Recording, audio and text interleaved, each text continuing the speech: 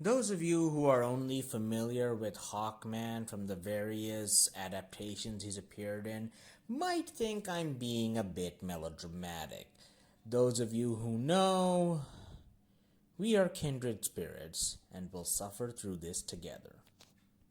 Hawkman and his distaff counterpart Hawkgirl, sometimes also called Hawkwoman, are characters that have existed for a very long time, and like most comic book characters that have been around that long, have accumulated a lot of continuity-related problems. But what makes these two, well, mostly Hawkman as we'll soon see, so unique that I am dedicating an entire video to them? Well, when in doubt, might as well start from the beginning.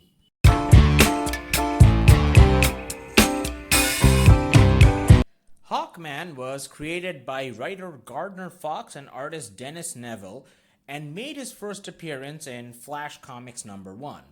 Carter Hall was an archaeologist who discovered he was a reincarnated Egyptian prince named Khufu, who had been killed by the evil priest Hath Set.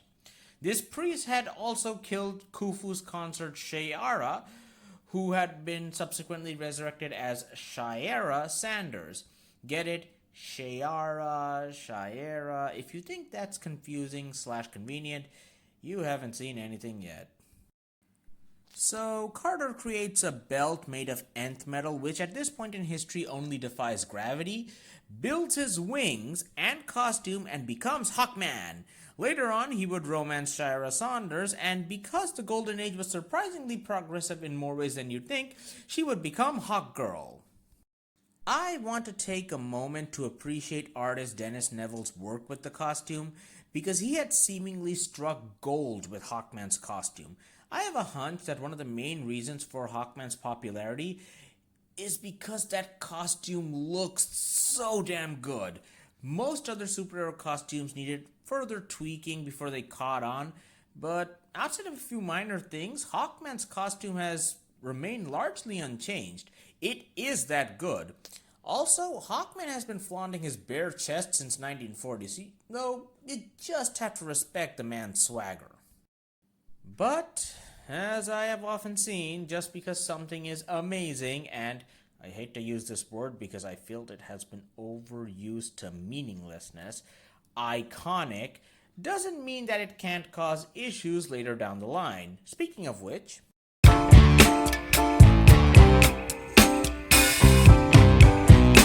unfortunately, rocking the bare chest didn't help Hawkman sell his book very much. Like most Golden Age heroes, not named Superman, Batman, Robin, and Wonder Woman, though her situation has less to do with popularity and more to do with rights, but story for another day, Hawkman's title was cancelled, and even being a founding member of the Justice Society who appeared in every issue didn't help much in that regard. Carter's last appearance was in All-Star Comics #52, which was the last Golden Age appearance of the Justice Society. At least he became chairman in All-Star Comics #8, mainly because Green Lantern was leaving the title because he was getting his own series and somebody had to become the new chairman. The years go by and we are in 1961. Julius Schwartz has been going on a tear and revamping previous characters like The Flash and Green Lantern to much acclaim. So now it's Hawkman's turn. What's the new Hawkman's origin? Qatar and Shayera Hall were police officers on Thanagar who had come to Earth in search of a criminal who had fled there. They chose to stay on Earth and became curators of a museum in Midway City and called themselves Carter and Shayera Hall. Qatar would join the Justice League as Hawkman, and his wife would do so later on as Hawkwoman. And here's where the problems start to form. While several Golden Age characters were reimagined in the Silver Age, none were as identical in appearance as the Hawks were. I blamed that really awesome costume. For instance, the Golden Age Flash was called Jay Garrick, who got his powers from inhaling the fumes of hard water, which as someone with a degree in chemistry makes me weep. The Silver Age Flash was Barry Allen, who got his powers when a lightning bolt hit a bunch of chemicals and he was subsequently doused in them. The two Flashes also had very distinct visual appearances. Now, when we're talking about the Hawks, they both flew with the help of nth metal. They looked almost identical. The Silver Age Hawkman had a distinct insignia on his chest, which the Golden Age one lacked at first. Even their names were similar to each other. But okay, as long as DC was going to only publish stories about Qatar and Shiera, this wouldn't be a problem. Oh, all the Golden Age characters exist on a separate Earth, and they occasionally interact with the Silver Age characters in annual crossovers, giving us hilarious covers like this where you couldn't tell the two Hawkmen apart even if you were threatened with an nth metal mace. Okay, this is still fine. The Hawks were on separate Earths and only occasionally interacted. Well, there shouldn't be any problem. What's that? There was a massive crossover called Crisis on Infinite Earths, and now all four Hawks lived on the same Earth? Okay, we can still work with this. The Golden Age Hawks get sent to Limbo along with the other more confusing and less popular members of the Justice Society, and the Silver Age Hawks are around. Hey, let's even have them join that new International Justice League book. What could possibly go wrong?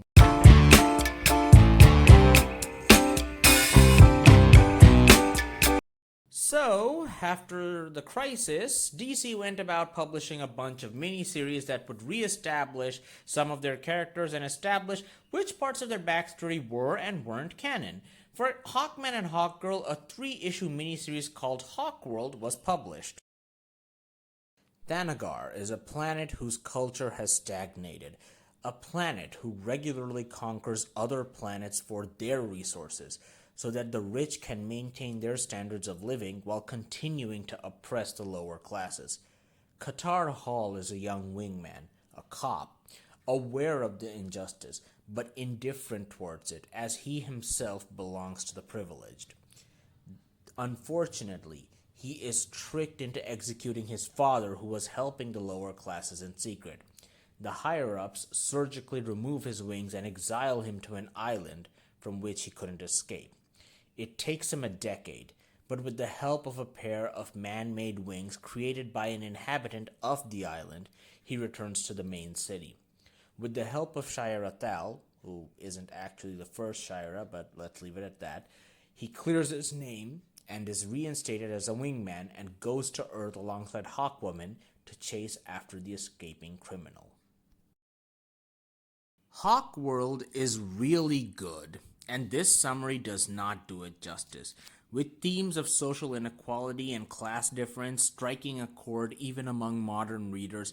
I would highly encourage checking out the original miniseries if you can.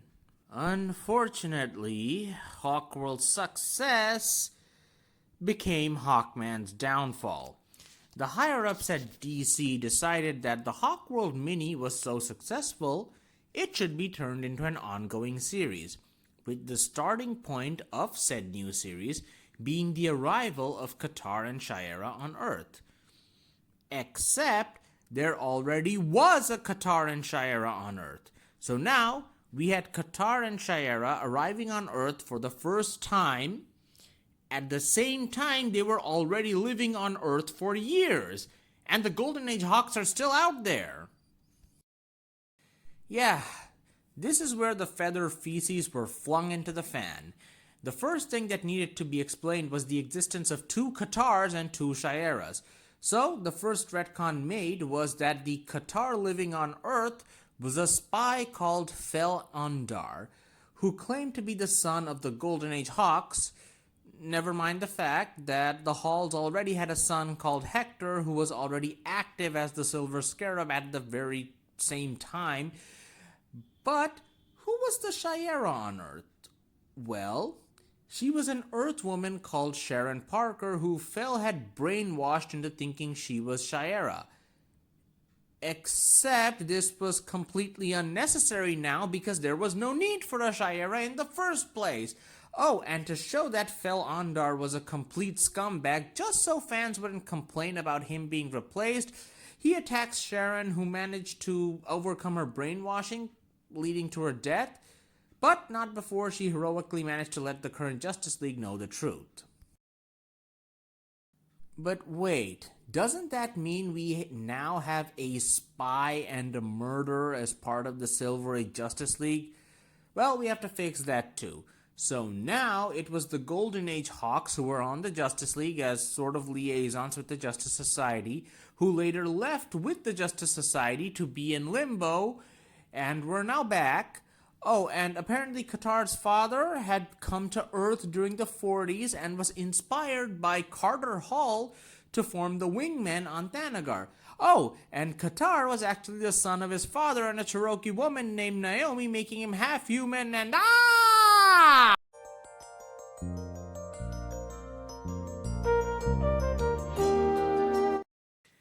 Okay, let's recap. We have the Golden Age Hawks, Qatar Hall, Shaira Thal, Fel Andar, and Sharon Parker, who is dead. How the hell do we fix this?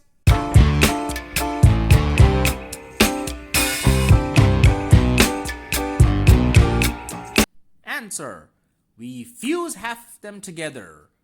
No, I'm not kidding.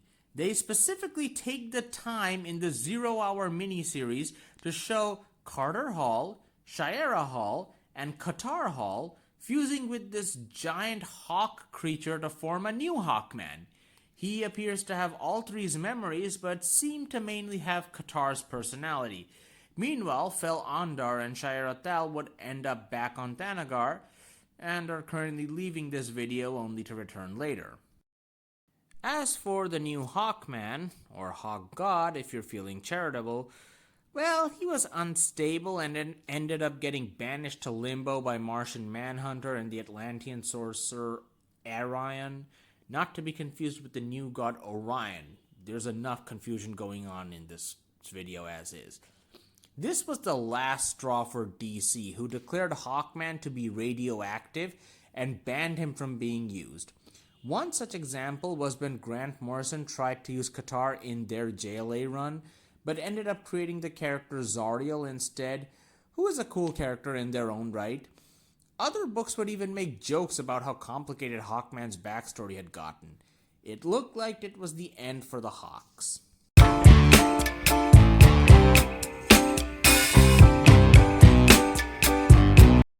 Enter James Robinson, Jeff Johns, and David S. Goyer. Yes, that David S. Goyer.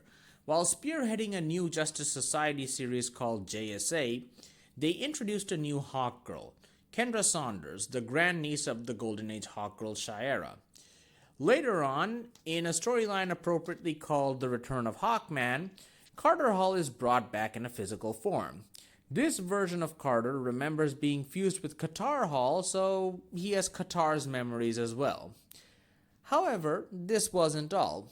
Early on, there was a throwaway line about Kendra attempting to take her own life. Well, right before Carter was resurrected, she began acting like a different person. And later, Zariel, yes, the angel created by Grant Morrison, would reveal that Kendra no longer possessed her body, but it was Shaira's soul inside her instead.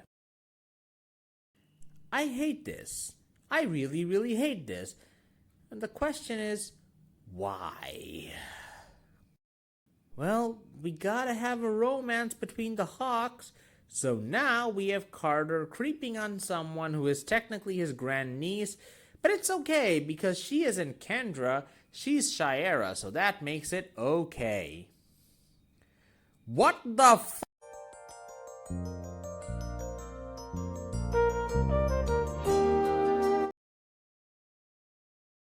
Well, for the purposes of this video, I guess this kind of solved the continuity issues with Hawkman. Fel Andar and Shaira Thal are killed off around the time of Infinite Crisis, and at the end of Blackest Night, Shaira is resurrected in place of Kendra. Although Shaira dies again at the end of Brightest Day, leaving Carter alone, which is where we leave him until the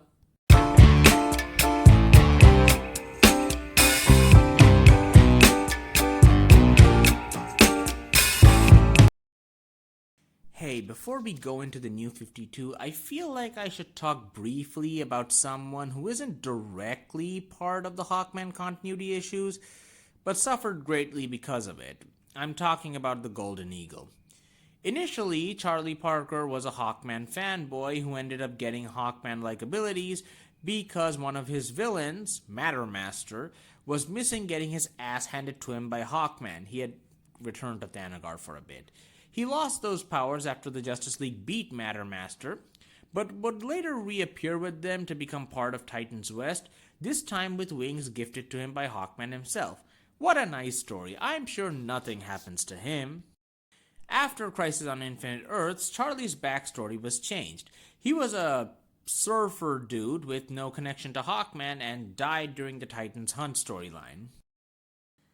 However, this would be changed, or expanded, depending on how you look at it, in the Hawkman series taking place after Carter's resurrection in the JSA. Charlie would be a drug runner living a life of luxury until he lost everything. Carter found him and took him in, eventually letting him become the Golden Eagle. Unfortunately, when Hawkman left, Charlie became a slacker and events played up till his death in Titans Hunt. So the nth metal in his costume resurrects Charlie. Yeah, it does that now. And after Carter apparently dies, completely unrelated to the broader picture, it's just something that took place in a solo series, he decides to become Hawkman, claiming to be the son of the true Hawkman. Yeah, so he's evil now, and was behind Carter's death. It's revealed that Charlie was the son of Fel Andar and Sharon Parker, which, when you realize Sharon was brainwashed by Fel Andar, takes this whole thing to another level of ew.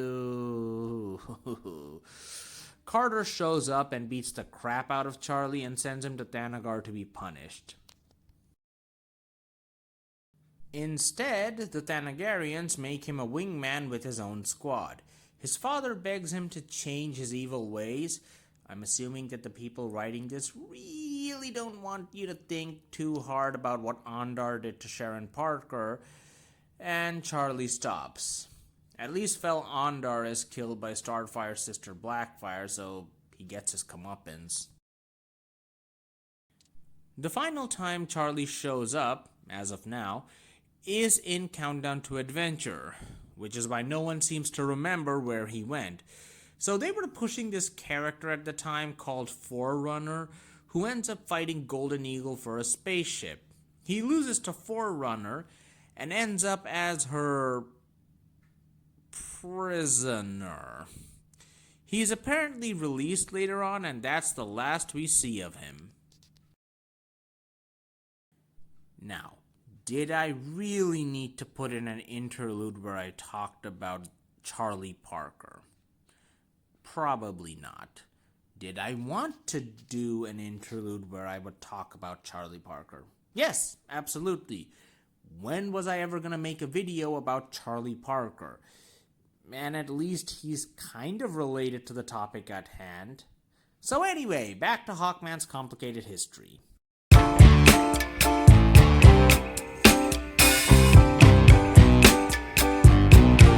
You would think that a continuity reboot and a complete fresh start meant there was no possible way that Hawkman's history could get confusing, right? Yeah, at this point the tangled history seems more like a feature than a bug. The Savage Hawkman saga begins with Hawkman destroying his costume and nth metal shards from that costume getting embedded in him instead. We learn that this Hawkman is an archaeologist in a museum named Carter Hall, so this is the human version of Hawkman. Cool. Then in the number 0 issue, long story, but back in the New 52 they used to have gimmicks every September, and one of those gimmicks was a month where all the issues were number 0 and sometimes were origin stories. It's revealed that this is in fact Qatar Hall, who crash-landed on Earth and took a position as an archaeologist as Carter Hall. While this is not the best execution, not helped by a classic case of fictional amnesia, I think we can let it slide if we feel charitable and call it a throwback to the Silver Age origin. The problem with that is that there was apparently already a Carter Hall on Earth, who Qatar seemed to share a striking resemblance to and basically took over his life. How did the amnesiac Qatar manage to roleplay as renowned Earth archaeologist Carter? Look, this event doesn't even make the top 5 weirdest things you've seen in this video so far, so I wouldn't think about it too much. So, throughout the rest of the New 52, we are introduced to a version of Shire Athal who dies because everyone isn't sick of Hawkgirl and Hawkwoman dying yet. Qatar becomes part of 2 different Justice League spin-off teams, and then also dies in the appropriately named death of Hawkman. Look, Death of Wolverine was a moderate success for Marvel, so DC had to try to replicate their success with Hawkman, who at this point was basically written as a poor man's Wolverine. Though before dying, Qatar hints at a possibility of resurrection, so I guess that's back on the table as well. But I hear you ask, wasn't there a Carter Hall? What happened to him? Well, funny story.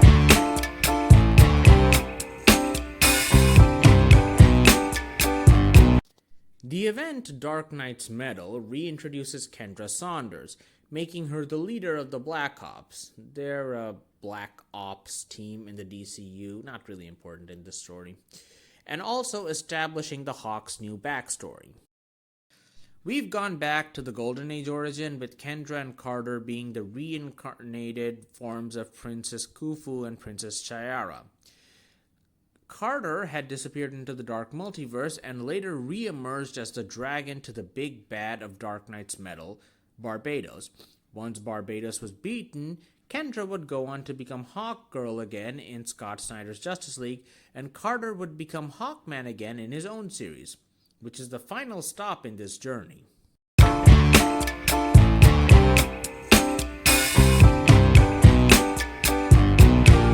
Before I begin, I would like to strongly recommend Robert Venditti and Bryan Hitch's Hawkman run. Physical trades should be available since it is relatively recent, and all 4 trades are currently available for free digitally on Kindle Unlimited, so check them out if you have a subscription. This series does an admirable job to try to make sense of Hawkman's complicated backstory, and mostly succeeds. In this run, we find out that Hawkman's story didn't start with Princess Khufu as we first thought, but instead with Qatar Deathbringer. I'm sure I'm saying it wrong. And yes, I know. Please bear with me if you have for so long. Qatar Deathbringer was a servant of an entity called the Lord Beyond the Void. And with a name ending with Deathbringer, you can assume that his job didn't involve spreading sunshine and rainbows. However, he begins to question his crusade after meeting a woman named I can't pronounce that. I also wonder who that could possibly be. And eventually turns against his master, dying in the process.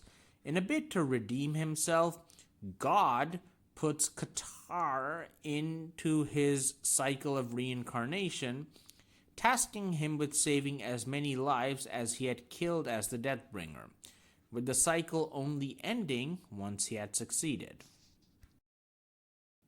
This kind of explains things, as Hawkman has now not only been reincarnating on Earth, but even throughout space and even the multiverse. As for Hawkgirl or Shra, she was one of God's angels, who was also punished and forced into the same cycle of reincarnation for giving Qatar a conscience. Man, even when she isn't dying, Hawkgirl gets a raw deal. Okay, that almost works. Except if you stop to think about it for a minute and realize that Carter hasn't actually died even once. except in Blackest Night, but he was immediately resurrected as Carter. Let's see, his soul got absorbed in Zero Hour and got a new body in JSA. He was turned into Barbados's dragon, but that wasn't actually a resurrection, but a form change, even though the dragon shows up at one point in the series. So, by that logic, if Carter never died, Qatar should have never existed in the first place. But that's not all. You see, I've been talking about Hawkgirl all this time, but I never specified which. Yeah, Kendra never shows up in this series. Instead, Shiera, who shows up inexplicably in the pages of Justice League alive again somehow, is the one who takes part in this story. While Kendra existing makes some sense, both Shiera and Shiera, have died a lot.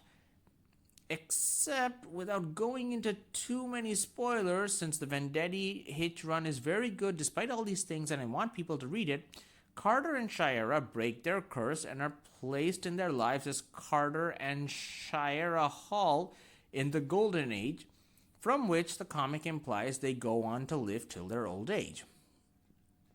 Which means Kendra has no way of existing since Shiera also now never died.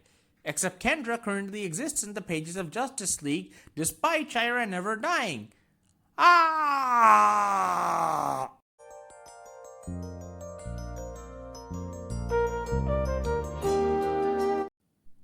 Okay, I'm being dramatic.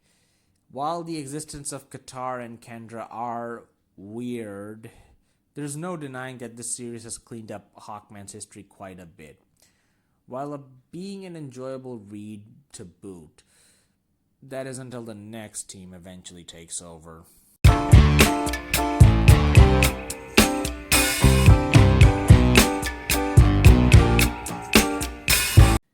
Well, for the first time in a long time, there's a new Justice Society title, which means that the Hawks may end up being potentially involved.